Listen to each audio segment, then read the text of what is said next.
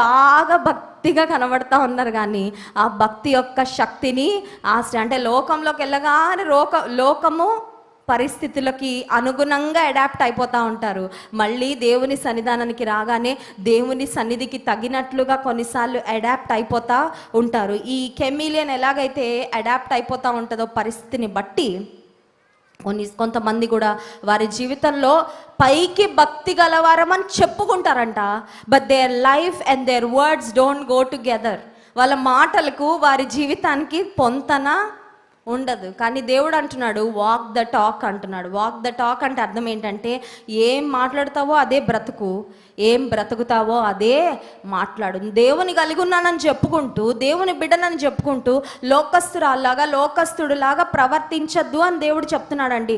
You have to just follow whatever you say.